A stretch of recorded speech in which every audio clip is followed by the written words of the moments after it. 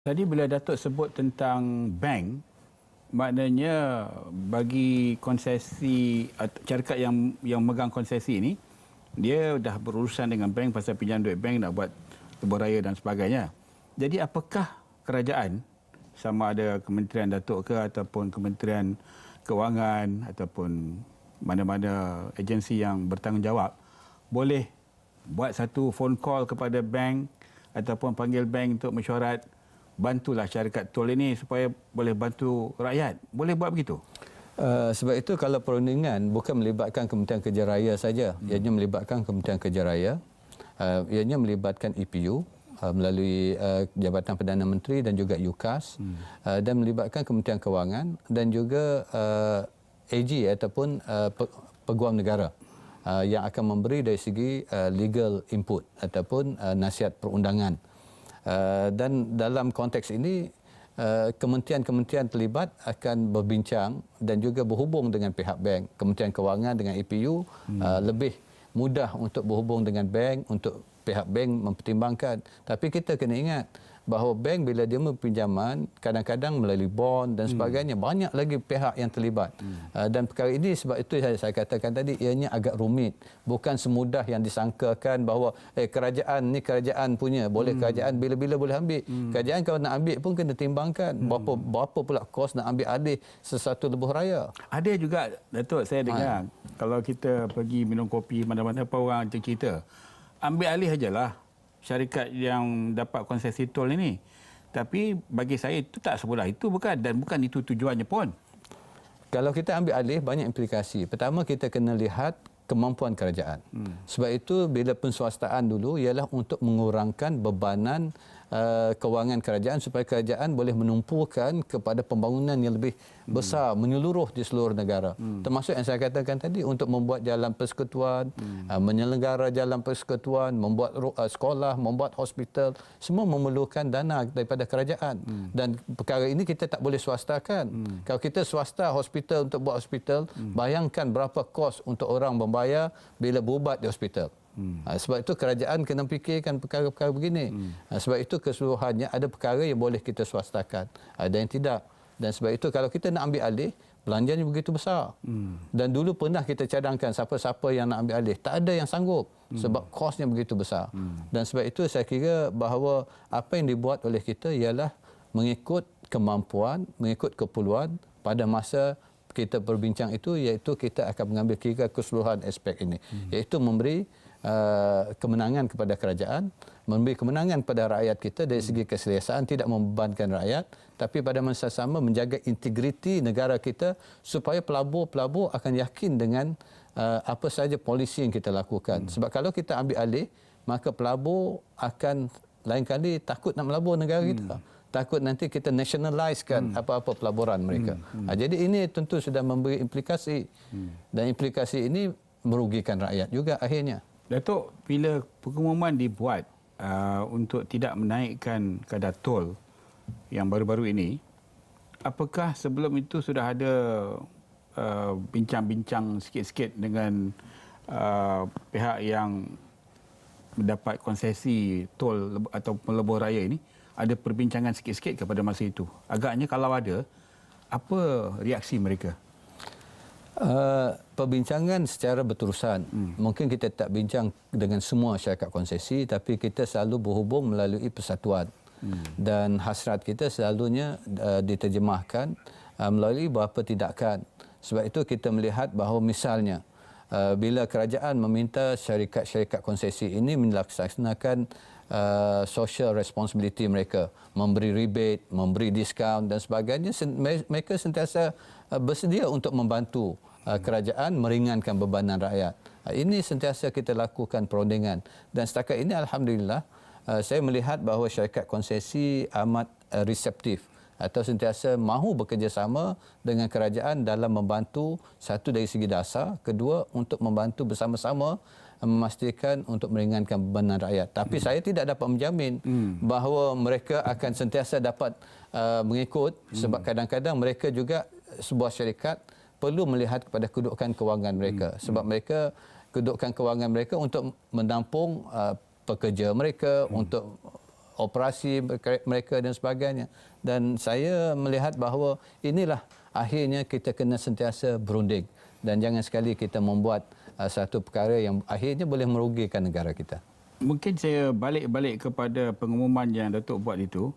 Ada 14 lebuh raya bukan yang tidak akan dinaikkan untuk tahun ini. Tahun ini ya. Ya. Mungkin bila Datuk sebut itu untuk tahun ini tidak ada, apakah di tahun-tahun yang akan datang tu kadang-kadang benda ni tak boleh dielakkan.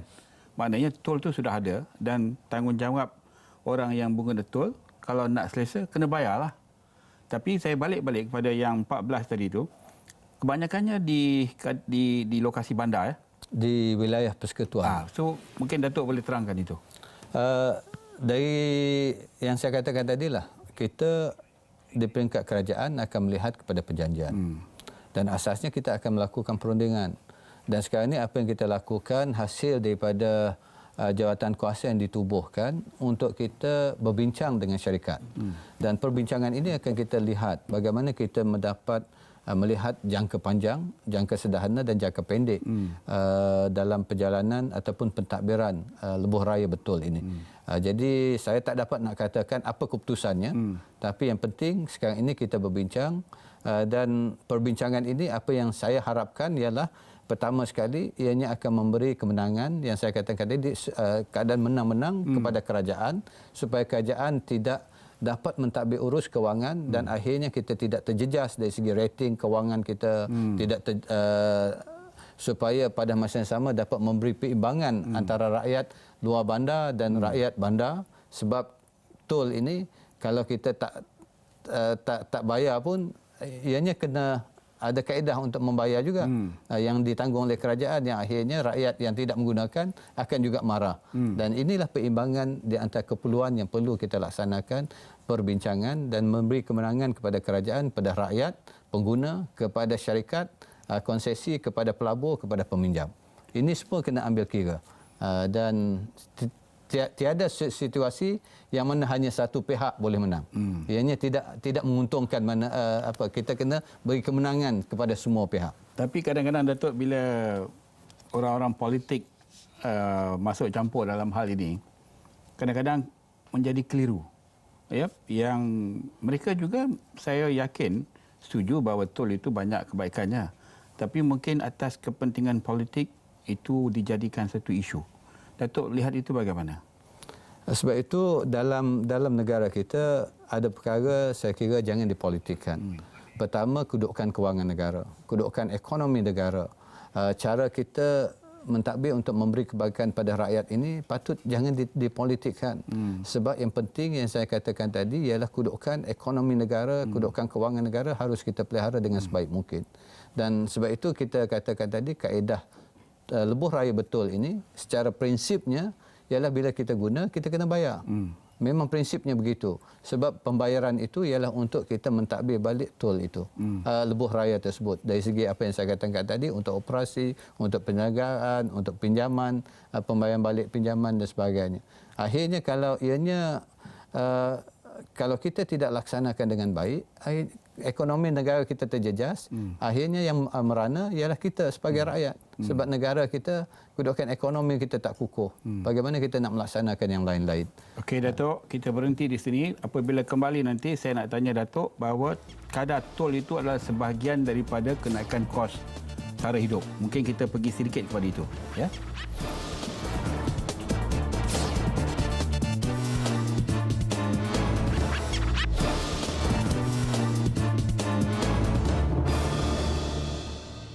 Okey, kita bertemu kembali dalam soal jawab. Tetamu saya Menteri Kerja Raya Datuk Fadilah Yusof. Datuk, saya nak tanya sikit. Tadi saya cakap pasal kos ataupun sara hidup yang semakin meninggi dan tol itu sebahagian daripadanya. Dalam hal yang berkaitan Datuk, orang yang bayar tol tu mungkin dia tak memikirkan banyak sangat tentang apa yang ditanggung oleh syarikat yang membina lebuh raya itu. Agaknya macam mana kita boleh buat mereka betul-betul faham yang perkara ini perkara yang sudah pun bersama dengan kita, yang kita kena hidup dengan benda ini. Maknanya tol itu akan ada dengan kita sampai bila-bila pun. apakah, saya nak tanya Datuk, apakah satu hari nanti kita akan ada situasi mungkin 15 tahun, 20 tahun tak payah bayar tol? Kalau kita melihat apa yang telah dilaksanakan di peringkat kementerian dengan perundingan dan sebagainya, ada juga sebahagian tol dulu, lebuh raya yang betul sudah pun ditamat tempoh. Ya. Maka tiada tol. Misalnya Jalan Pahang kan. Ya. Dulu kan ada tol di situ. Ya. Sekarang ni dah tak ada sebab tempoh dah tamat. Tapi ada juga tempat-tempat, misalnya di penutupan awal Plaza Tol dan juga pemansuhan 7 Plaza Tol yang telah dilaksanakan dulu di Ceras dan beberapa tempat. Ceras tu saya kena Datuk, itu 50 sen punya tol. Sekarang tak payah bayar dah. Itulah itu kita lihat, itu yang saya katakan tadi. Akhirnya apa yang kerajaan buat ialah pertama sekali kita kena ikut perjanjian. Supaya kita hormati perjanjian, tapi pada masa sama kerajaan akan cuba berunding dan melihat kepada apa yang terbaik untuk rakyat dan dalam konteks kemampuan kewangan negara kita sendiri. Sebab itu ada yang diselesaikan awal, ada yang dah ditutup awal, tapi pada masa sama ada yang masih perlu berjalan mengikut konteks perjanjian yang ada. Dan kalau kita melakukan perundingan sekarang ini, misalnya kalau perlu dilanjutkan supaya kerajaan tidak supaya rakyat kita tidak menanggung beban, maka ianya akan dilanjutkanlah. Tapi ada juga yang mungkin dipendekkan.